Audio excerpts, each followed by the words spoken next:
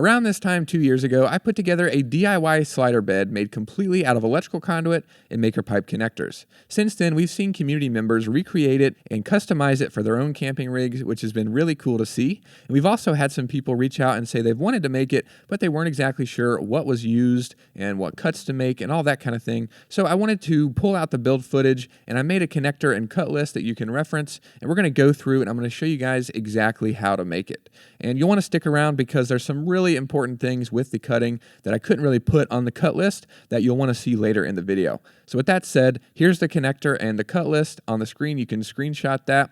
And then some people were also asking about the cost and the weight of the bed. Now the cost, I did the math and averaged it out with today's conduit prices and the connector prices. It's about $385 for the complete bed, and of course it doesn't include like the mattress and things like that, just the frame itself, which is kind of a lot, so keep that in mind. And then also I did the math for the weight, and it's roughly about 80 to 90 pounds, which really isn't too bad. I didn't make one out of wood, so I don't know what a wooden one would weigh.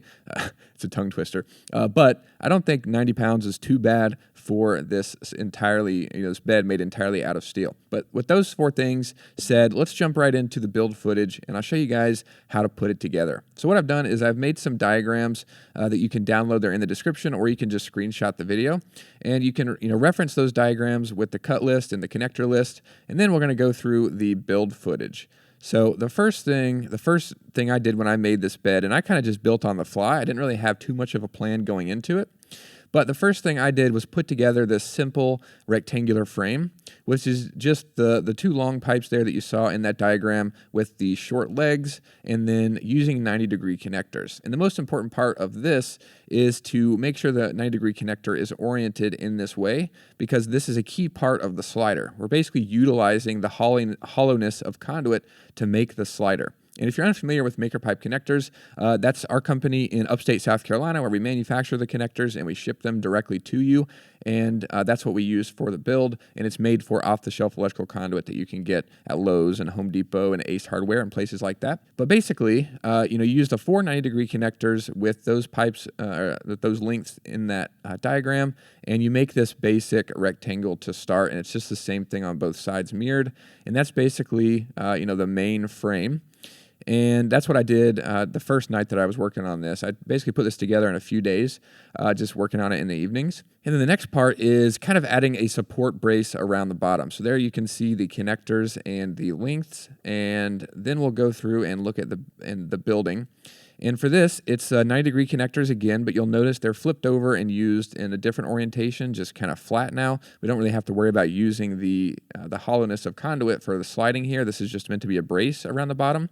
So just a 90-degree connector, flat, with long pipes going to the other side, and then a side-to-side brace.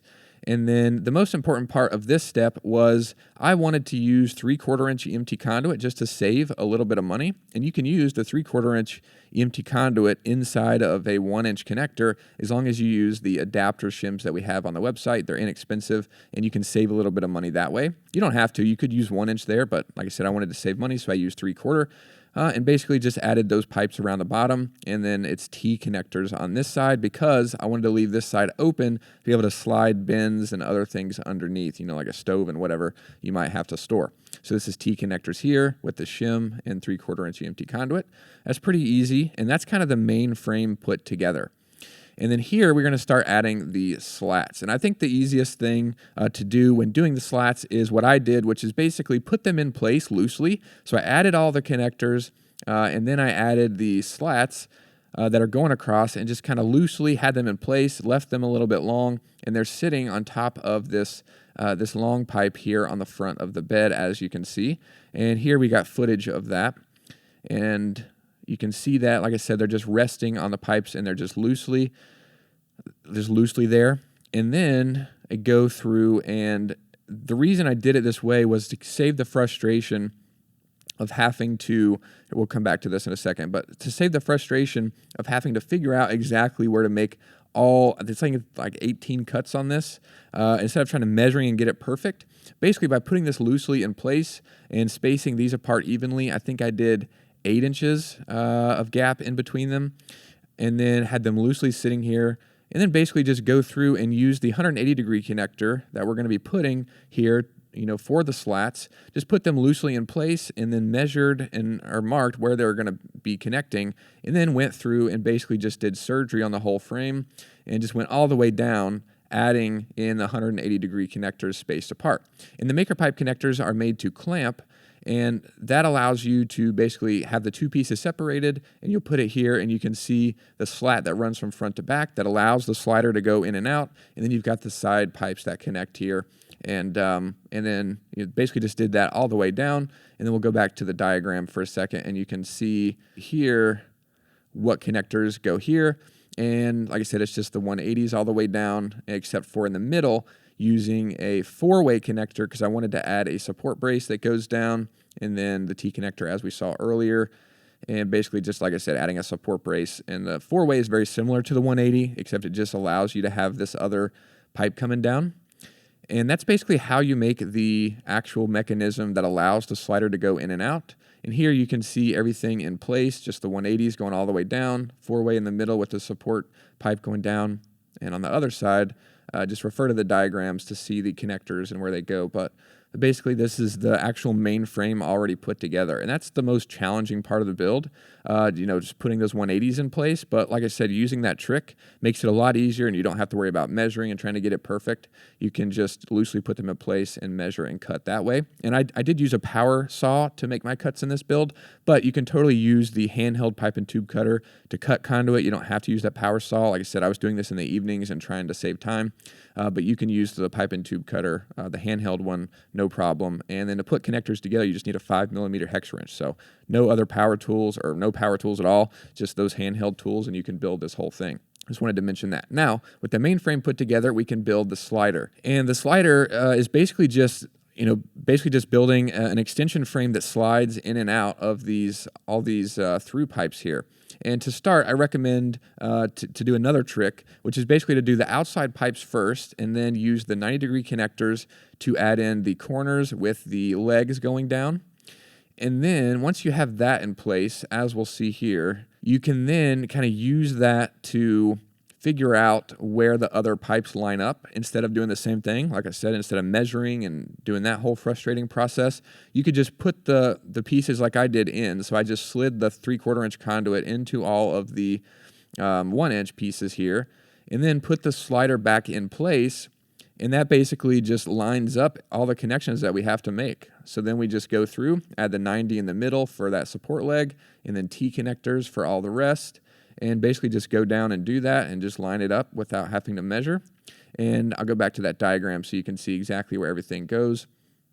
Like I said, here is just the main slider part there. And then here are the connections with the T's and the 90, and that's the length for the slats of 3/4 inch that go in there. And the best part about this whole build is you can customize these dimensions if you want it to extend farther out. I wouldn't recommend going too much farther, but if you do, just make the main frame a little bit wider. But you can customize these dimensions and make it shorter. I'm 6'6", so I needed it to be really tall, but you can make it shorter, you can make it wider, whatever you need to do. But here's that. And then once you put that together, that's basically it to be able to slide the bed in and out. And then here we can see the slider in place. Here's the bed in place.